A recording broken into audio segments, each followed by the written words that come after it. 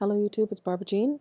I wanted to talk again about another root of bitterness for many people, and that is the root of, or the bitterness of fairness, the root of bitterness of the spirit of fairness. Um, I myself personally have gone through this. I think most people do, uh, accusing God of not being fair. Well, guess what, people? He isn't fair. Our God is righteous and He's just. Fairness is a spirit of evil. When the Bible uses the word fair, it usually refers to the spirit of, well, beauty. It's about beauty. Well, thou art fair, oh my love. Fair is used in the Bible as a term of describing one's looks. um, but the way the modern person uses the word fair means that all things should be equal. All things should be evenly distributed, or everything should be um, evenly balanced. Everyone should have equal opportunity. I did a video on this a couple of years ago, I think, when I first started YouTube, but I think it's worth making the same video over again, at least the same subject, because fairness is a wicked spirit. It is not of God. The spirit of fairness. That is the spirit of fairness is actually of Satan. Um, God does not promise us fairness.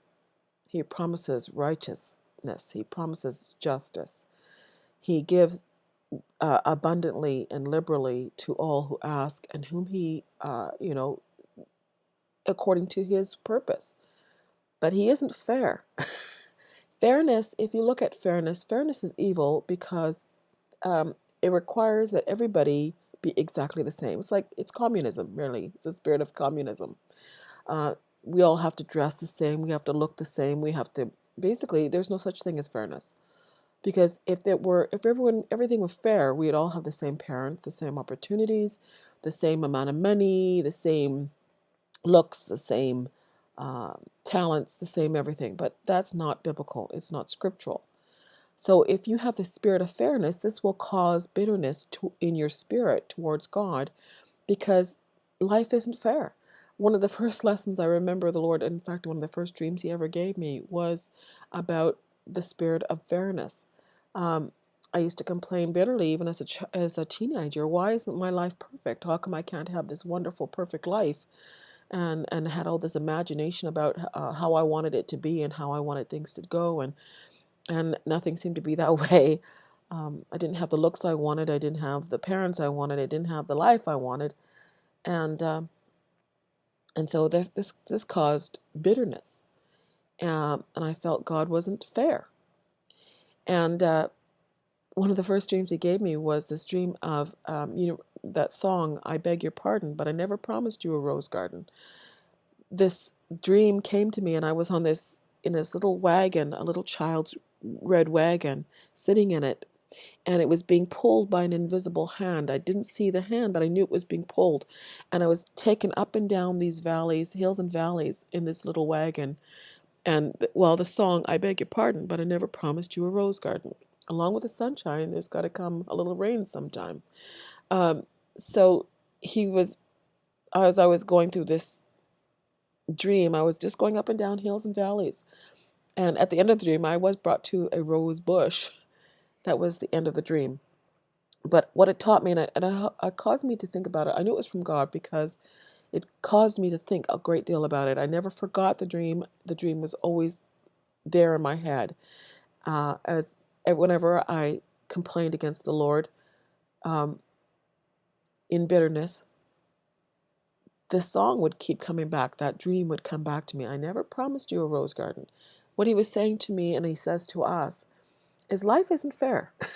It's not supposed to be fair. It's righteous. God brings into our lives what He chooses to bring into our lives. We are here to learn. We're here to make decisions. We're here to um, decide which side we're going to serve on, what we're going to believe. We're here to make decisions. And it's God who brings the circumstances into our lives that helps us to make those decisions. If you had no decisions to make, what would you learn? What choices would you have made? Where would the growth be? So trials are brought into our life, whether it's the trial of not having perfect looks or perfect parents or perfect circumstances or perfect education or perfect anything. You know what I'm saying? So this spirit of fairness can bring bitterness into your soul if you believe that God isn't fair. He isn't. Life isn't fair. I want to read a couple of scriptures for you. Um, I want to read Matthew. I want to go to the book of Matthew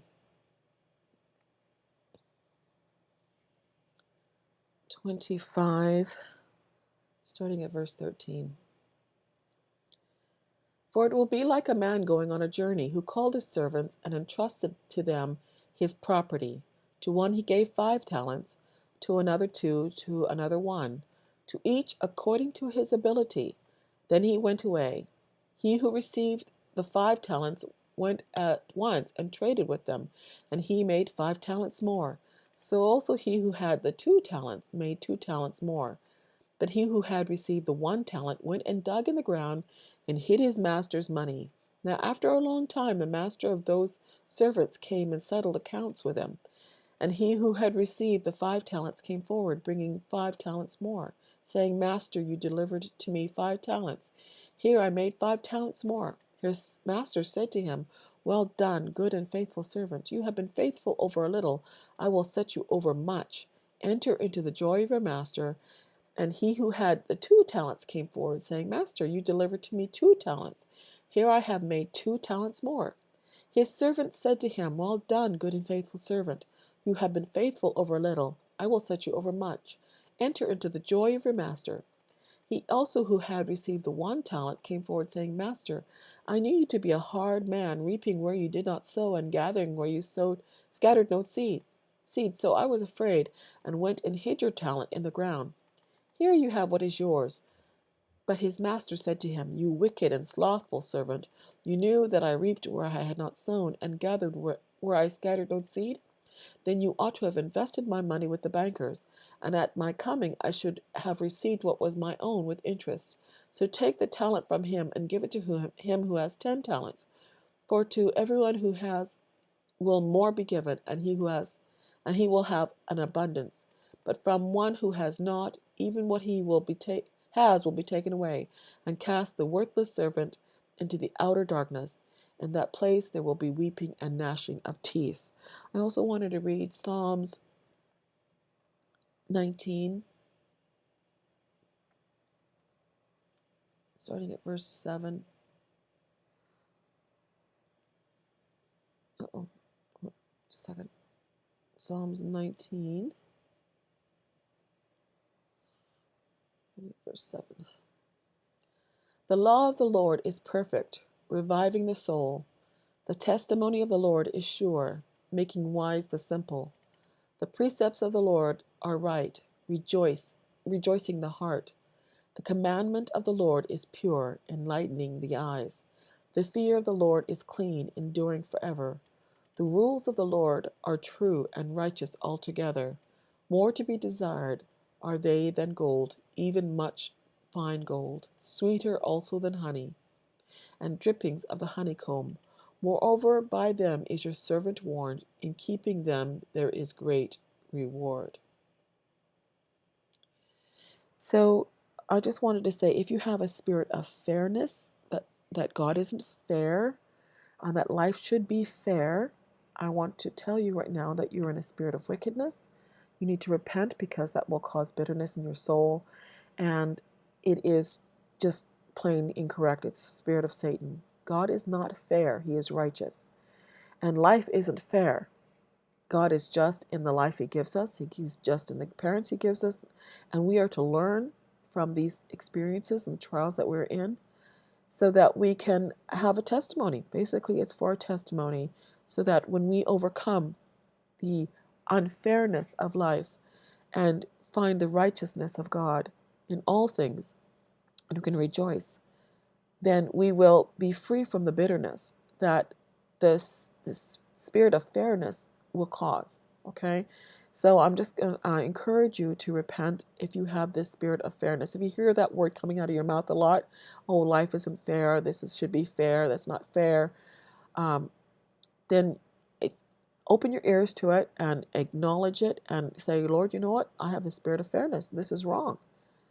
I need to repent because this causes bitterness. Okay?